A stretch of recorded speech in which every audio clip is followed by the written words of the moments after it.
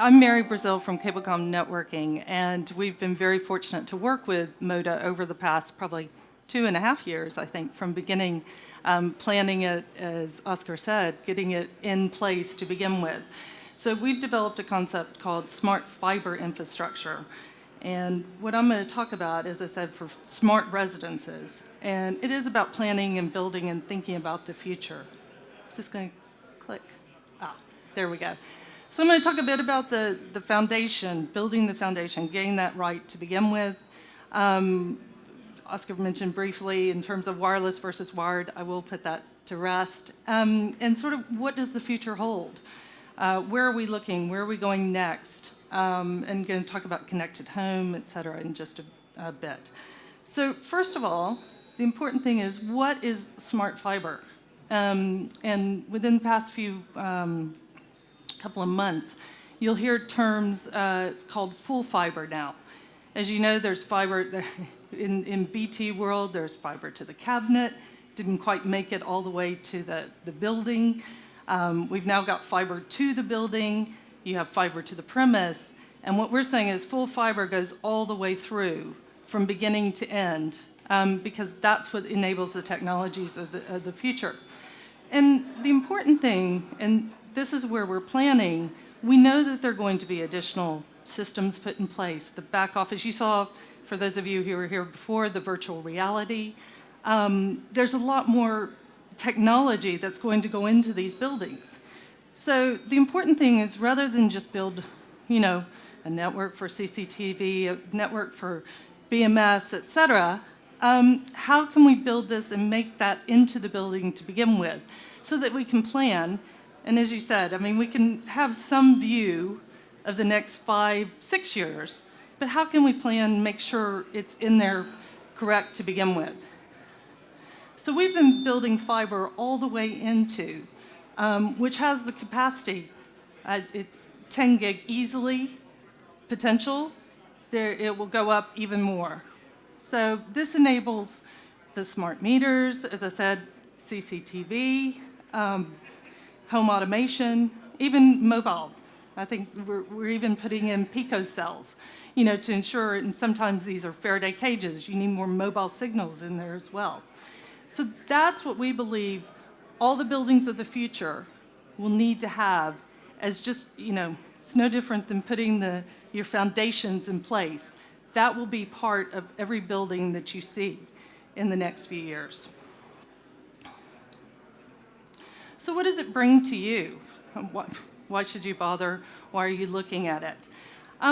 It's partly technology, but it's also cost savings. It's we have less cabinets, so you have, more room potentially to add a flat or an extra bedroom, et cetera.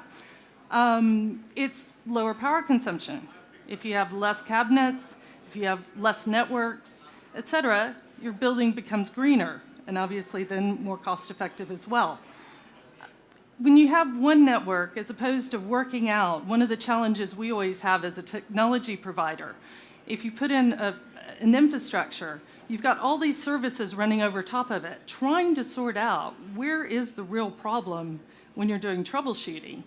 If you have one network, you at least know where the connectivity. You don't have to think, oh, was that copper cable that went to that one camera, et cetera. It just makes it much easier to run and manage the buildings. And once again, service and support. I think between the apps, everything else, making sure that the tenants have an easy way to be able to be supported. And that's where, when there's less equipment, there are less points of failure.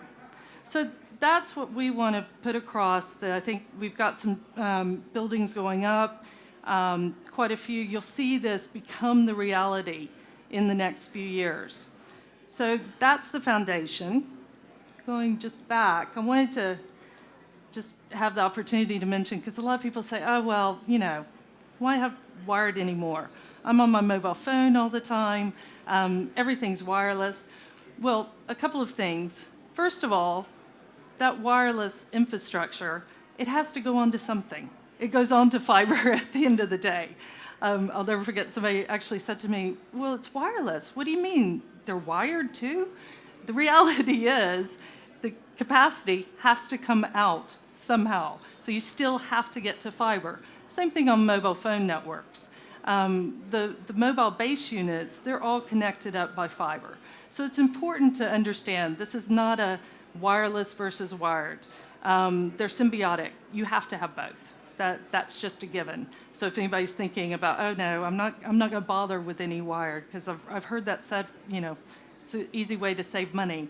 The reality, it doesn't. You're going to have to put it in at some point anyway. So might as well do it to begin with. So what does this enable? I mean, this is great. It's fantastic. It's in a building, but what happens next? And technology, as we talked about, is changing. Connected homes. If anybody goes to the Far East now, the entire, everything is automated. You can be sitting in your bed and change every light, every switch, everything. That's here today. And that's got to be enabled over an infrastructure so it works consistently. In the Internet of Things, probably within the next 12 to 18 months, you will not be able to buy an appliance that isn't connected. They're all putting the chips. The reality is to get, the incremental cost nowadays to put in a microwave or a kettle or anything else is so minimal that all the new manufacturers, the manufacturers of new products, they're putting that into every appliance. So we started to see, laundries in the student world have been connected for a long time. Treadmills now are Wi-Fi.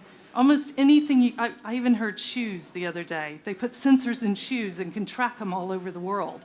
Everything you can think about is going to be connected. Anything that has an IP address can go over the network. So that's coming, and that's why you need to put a good, solid infrastructure in place. AI, you hear talk about robots, et cetera. The reality is it's already happening within technology in buildings. For example, CCTV. There are cloud services now that are self-healing, self-thinking about it. So for those of you who monitor and watch CCTV, for example, it sends you alerts. If something, it's based on sensors, it'll send you an alert. They get smarter, and for example, if there's a branch that happens to be going in front of the camera, if after it does that for about 20 minutes, it will no longer send you an alert because it's self-learning. So the capacity that are within these, which frees up time for your back office staff. So it's how we can enable the technology to help us and not replace us. And then finally, coming out of all of this, as you can imagine, there's a lot of analytics on Wi-Fi, for example, where people are going in your communal area, how many people are going through. Google and Starbucks have worked quite a bit on this in seeing how often people are staying, are they the ones who are spending the money, et cetera. And the good news is that when you have the traffic information and want to look and see about your tenants and who's doing what, et cetera, the analytics are really starting to get more powerful. So I think, just in summary, we've had a very good partnership, and we're excited about the future. And we're, just putting in the fiber is our first step. It's what we're looking forward to, what we can do together to build on that in the future.